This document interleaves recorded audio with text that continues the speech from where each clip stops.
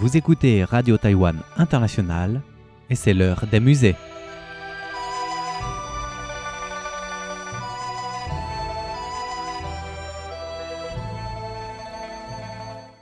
Chers amis, coucou, vous écoutez l'heure des musées, une émission consacrée à la culture et à l'art chinois. À la fin de la dernière émission, nous avons vu qu'en dehors des objets d'art, la scène de la dame-mère et de son enfant se réjouissant de la joie familiale est le plus souvent représentée dans des peintures. Et nous avons admiré un bel exemple. Aujourd'hui et la semaine prochaine, nous allons observer de plus près des scènes douces de Dame Maman et leur enfant d'un seul exemple de 12 peintures. Joie en temps de paix. Joie en temps de paix est un ensemble de 12 peintures qui dépeignent des scènes festives sous un ciel clair et ensoleillé lors de la fête des lanternes.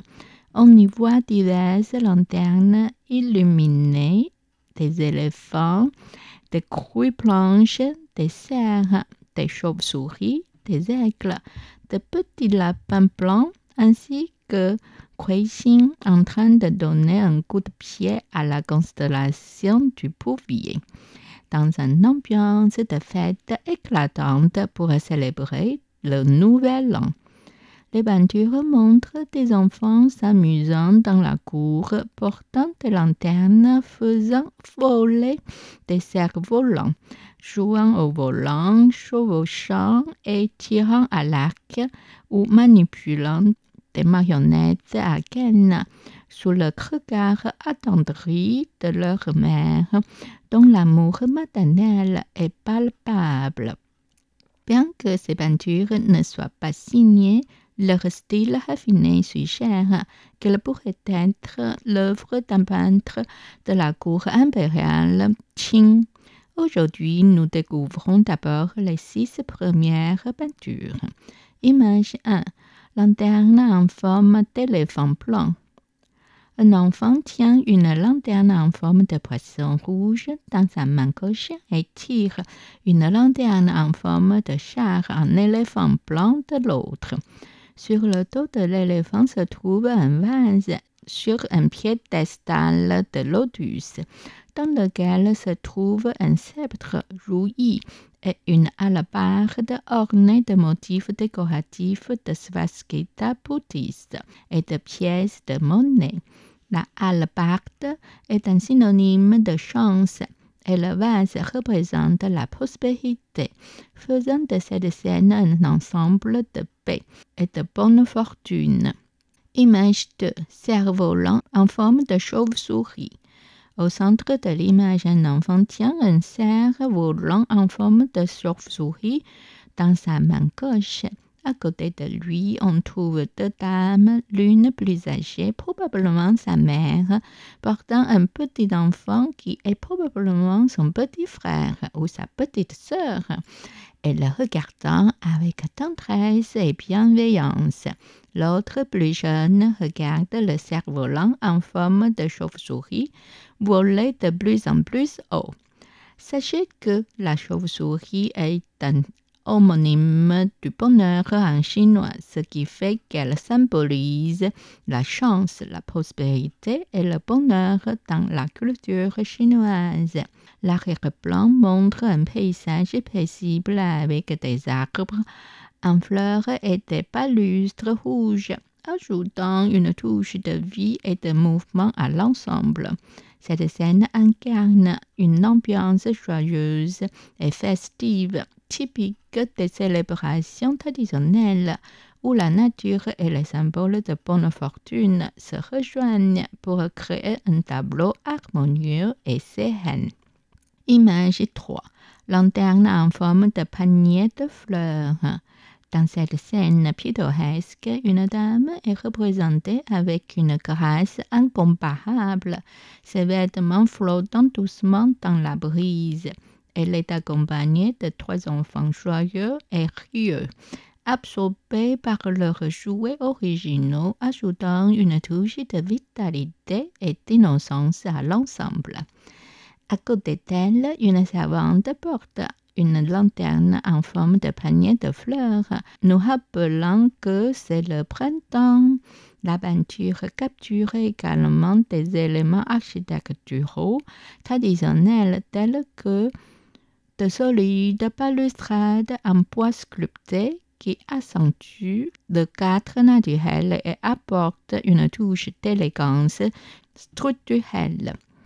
Au premier plan, une célébration du Nouvel An chinois prend vie, avec des lanternes colorées éclairant la scène d'une lumière douce et festive. Les enfants jouent avec divers jouets traditionnels, leur enthousiasme et leur énergie emplissant l'air. Image 4. Faire éclater des pétards.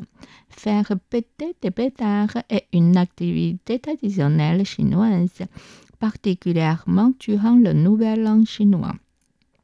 Ses origines remontent à l'Antiquité où le bruit fort et les éclairs lumineux étaient censés chasser les mauvais esprits et apporter chance et prospérité, une croyance encore largement partagée aujourd'hui. Durant les festivités, les pétards éclatent en une série de dénotations retentissantes et de lumières scintillantes, créant une ambiance excitante et joyeuse. Les rues se remplissent de l'odeur de la poudre à canon et les éclats rouges jonchent le sol, témoignant de la ferveur des célébrations. Les enfants attendent avec impatience ce moment, fascinés par les bruits et les lumières, souvent sous la supervision des adultes. Les familles se rassemblent, partageant des rires et des moments de bonheur autour de cette activité bruyante mais joyeuse. Les pétards sont aussi utilisés lors d'autres célébrations importantes, comme les mariages, les naissances et diverses fêtes locales. Chaque occasion devient un moment pour repousser les influences négatives et attirer des bénédictions. Image 5. Jouant avec une lanterne en forme toit et jonglant avec un volant.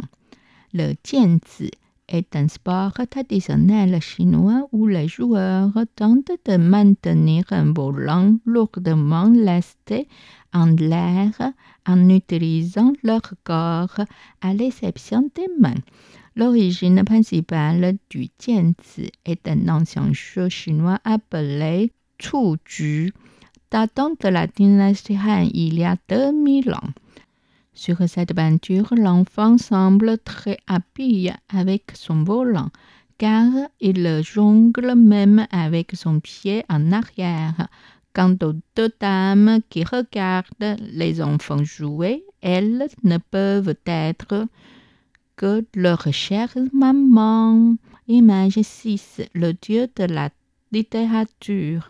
Kuei-Xin, originaire de la croyance antique en les 7 étoiles de la Grande Ourse, est vénéré comme le dieu des études et des examens, représenté tenant un stylo dans sa main droite et un rouleau dans sa main gauche. Il se tient sur un poteau avec un pied et donne un coup de pied au couteau avec l'autre. Une représentation vivante et captivante de l'art populaire. Cela évoque également l'image d'une lanterne tenue par une jeune fille à gauche dans cette peinture. De plus, on remarque que sa mère appuie gentiment sur ses épaules tout en observant les autres enfants jouer. Les étudiants et les chercheurs de succès académique consacrent souvent leur attention à l'étoile de Kuei-Xin, espérant ainsi remporter les plus hautes distinctions et apporter gloire à leur famille. Au fil du temps, la croyance ancestrale en les étoiles et constellations s'est transformée en une divinité personnifiée. enrichissant le folklore autour de Kuei-Xin. Selon la légende, un homme talentueux mais malchanceux aux examens remporta finalement le premier prix lors du 3e essai. Cependant, sa laideur déplut à l'empereur lors de l'examen impérial, le forçant à se retirer dans la rivière par désespoir. Touché par son talent, le dieu du ciel le transforma en une étoile de la grande ours, devenant ainsi Kuei-Xin, le dieu de la littérature. C'était l'heure des musées, réalisé et animé par Miao Yonghua sur les ondes de Radio Taïwan International.